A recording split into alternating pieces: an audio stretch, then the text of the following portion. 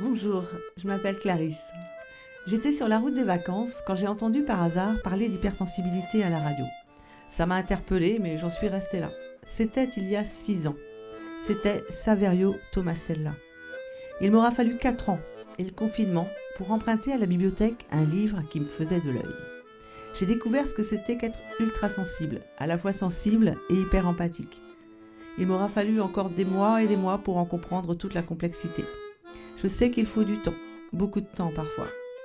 Nous avons tous notre chemin et peut-être qu'il fallait tout ce temps, toutes les épreuves de la vie, jusqu'à la maladie, pour pouvoir prendre conscience de ma différence, la comprendre, l'accepter et vivre avec. Et si j'en avais entendu parler plus tôt, si on m'en avait parlé, je ne serais peut-être pas allée jusqu'à l'épuisement. Alors je fais ce que j'aurais aimé que les autres fassent pour moi. Je ne perds aucune occasion d'en parler. Un mot, un geste, une réflexion, une attitude.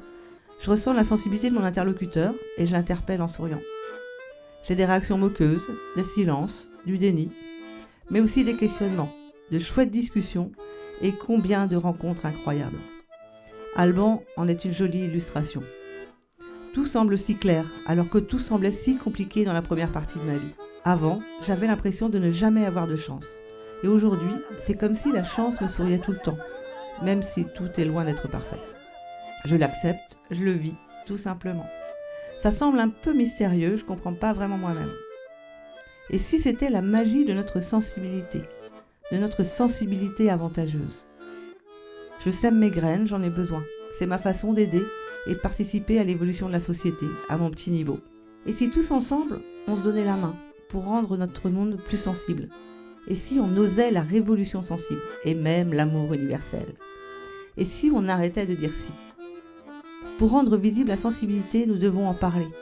Le 13 janvier, c'est la journée mondiale de la sensibilité, dont Saverio Tomasella est à l'origine. C'est l'occasion d'en parler encore. Car non, ce n'est pas un phénomène de mode. Du samedi 7 au dimanche 15 janvier 2023, ce sera également la semaine de la sensibilité, avec tout un tas de rencontres, de conférences, d'ateliers, avec de nombreux spécialistes, en virtuel mais aussi en présentiel, à Paris notamment, le vendredi 13, et oui, ça ne s'invente pas, pour la 5e journée mondiale de la sensibilité. Moi, j'y serai. Et quel programme! Il y en aura pour tout le monde et pour tous les âges. Des sujets variés pour prendre soin de soi, des réponses pour mieux comprendre et vivre sa sensibilité dans le monde d'aujourd'hui.